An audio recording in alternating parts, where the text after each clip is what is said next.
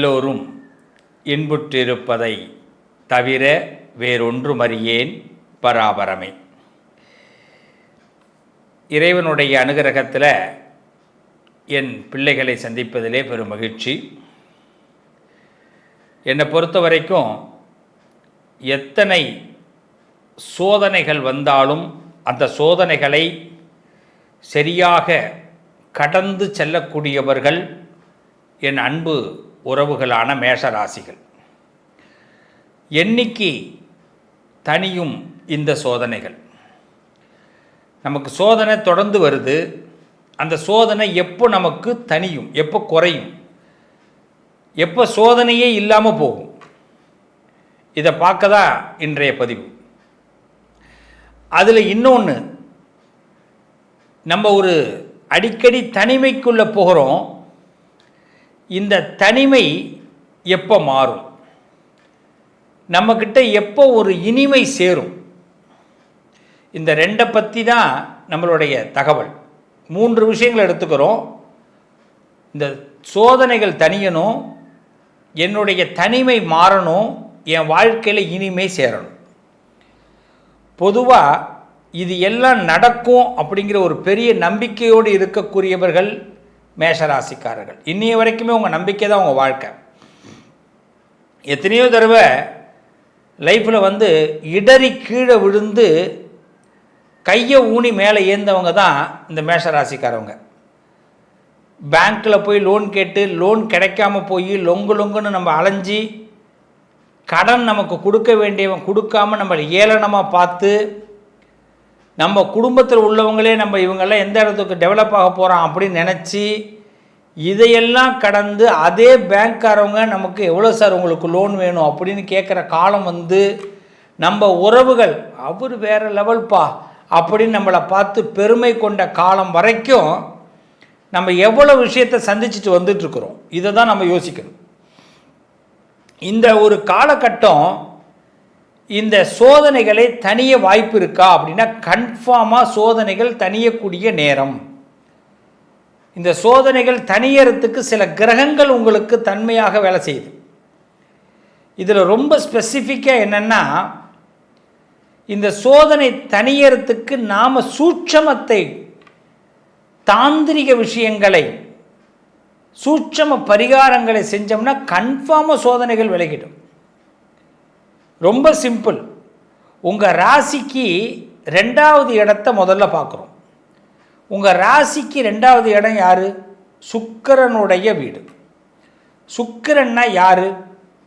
நமக்கு ஆசைகளை அதிகமாக கொடுக்கக்கூடியவர்.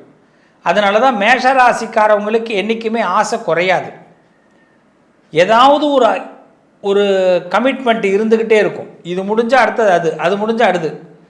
கமிட்மெண்ட் இல்லாத மனுஷனே கிடையாது. ஆனால் கமிட்மெண்ட்டு ஏன் இல்லைன்னு தேடி கமிட்மெண்ட்டை ஏற்படுத்திக்கிறவர்கள் மேஷராசிக்காரர்கள். அதுவும் பார்த்திங்கன்னா தன்னுடைய சுய ஆசைகளுக்கு தான் அதிக முக்கியத்துவம் கொடுக்கப்படும். ஏன்னா பக்கத்தில் 2வது வீட்டில் சுக்கிரனுடைய வீடே குடும்பஸ்தானத்தில் உட்கார்ந்துருக்கிறதுனால ராசிக்கு இந்த குடும்பமும் அதே சந்தோஷத்தை அனுபவிக்கணும்னு நினைக்கிறவர்கள். நான் இன்றைக்கி ஒரு நல்ல ட்ரெஸ்ஸு போட்டுக்கணுன்னா என் குடும்பமும் நல்ல ட்ரெஸ்ஸு போட்டுக்கணும்.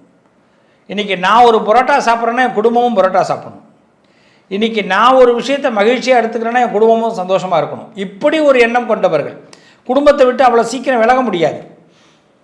சில பேருக்கு பார்த்திங்கன்னா சில நட்புகள்லாம் அமையும்.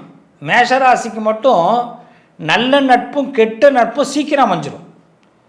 யாரும் மேஷராசிக்காரவங்களை அவ்வளோ சீக்கிரம் விட்டு விலக மாட்டாங்க. மேஷராசிக்காரவங்களை நெருங்கிறதுங்கிறது கொஞ்சம் கஷ்டம். நெருங்கிட்டால் விலகவே முடியாது. எப்படியாவது அவங்களோட கனெக்ட் இருந்துக்கிட்டே இருக்கும். அப்படிப்பட்ட அந்த மேஷராசிக்கு 2வது வீட்டில் இந்த சுக்கிரனுடைய வீடாக இருக்கிறனால சந்தோஷத்திற்கு என்றைக்குமே நீங்கள் குறைவாக யோசிக்கவே வேண்டாம். என்ன திங்க் பண்ணுறதுனாலும் பண்ணுங்கள், அது நடக்கும். அது எப்படி நடக்கும்?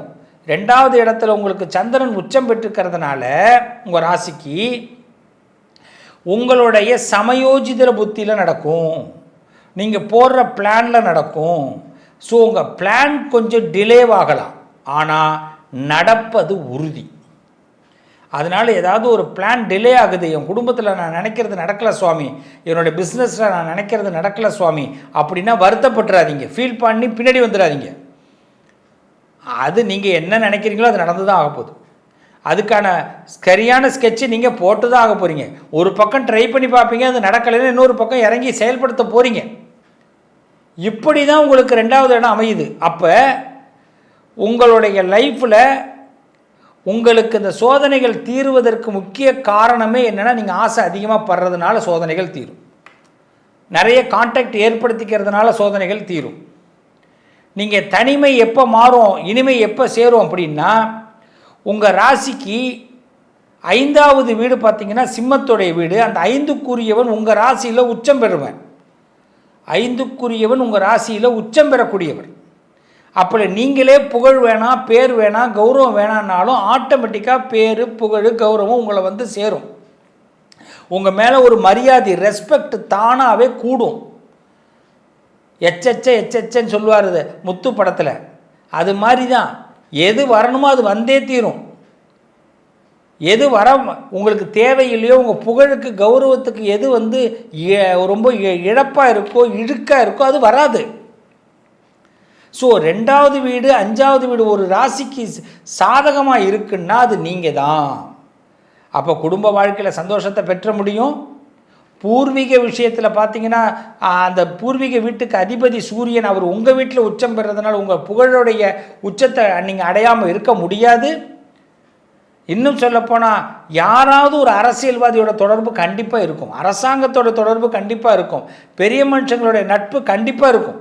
அதான் மேஷம், அதான் உங்களுடைய பலம், அதுதான் உங்களுக்கு இனிமையை சேர்க்கக்கூடியது. இதை விட என்ன ஒரு ஸ்பெஷல், இன்னொரு ஸ்பெஷல் சொல்கிறான். 7வது வீடு சுக்கிரனுடைய வீடு, 7th பிளேஸ். இந்த 7வது வீட்டில் சுக்கிரனுடைய வீடாக இருக்குது. அதனால் நீங்கள் ஆசைப்பட்டது என்ன ஆசைப்படுறீங்களோ அப்பப்போ கிடைக்கும். உங்களை சுற்றி சொல்லுவாங்க, ஒரு பாட்டு ஒன்று சொல்லுவாங்க, அதாவது கண்ணன் வந்து கண்ணனை சுற்றி கன்னி பெண்கள் கூட்டம்னு. மேஷத்தை பொறுத்த வரைக்கும் யாராவது ஒரு பெண்ணுடைய அன்பு, ஆணாக இருந்தால் பெண்ணாக இருந்தால் ஒரு நல்ல நட்பு, ஒரு குருவுடைய நட்பு கண்டிப்பாக கிடைக்கும். ஒரு அன்பு கண்டிப்பாக உண்டு. இருக்கிற இடத்துல அன்பு குறைய வாய்ப்பு கிடையாது. அதை விட பக்கத்தில் இன்னும் கொஞ்சம் அன்பு கூடுதலான ஒரு நட்பு கிடைக்கும். ஸோ 7வது இடம்.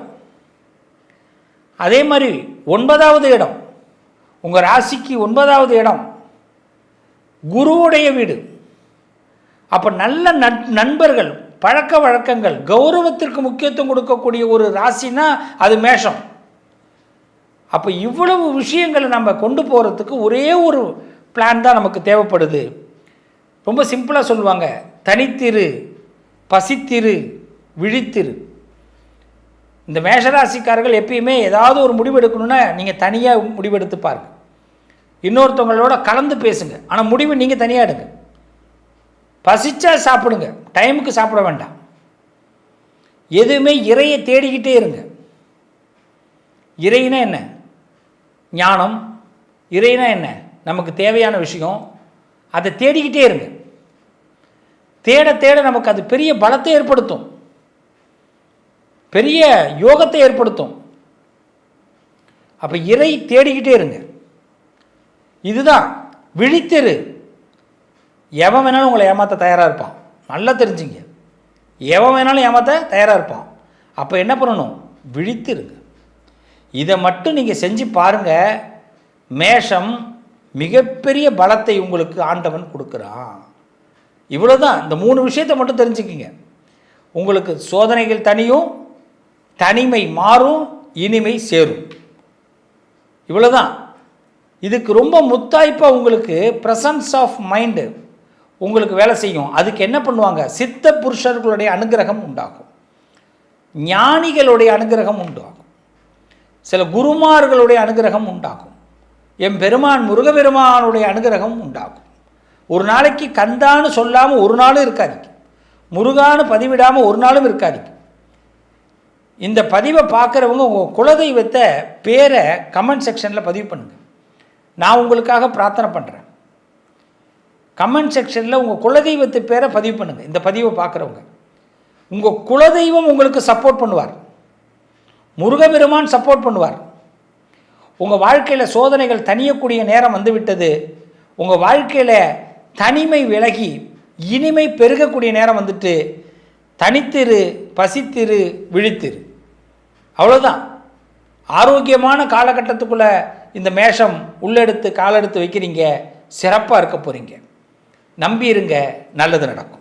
உங்கள் அதிர்ஷ்டத்திற்கான தீர்வு கல்வி, பதவி, யோகம், தொழில் வளர்ச்சி பெருக, ஜாதகம், வாஸ்து, திருமண பொருத்தம் பார்க்கவும், பிரசன்னம் கேட்கவும். Positive lion doctor Sivashri Manikanda Sivam. தொடர்பு கொள்ள வேண்டிய வாட்ஸ்அப் எண் 7904137178.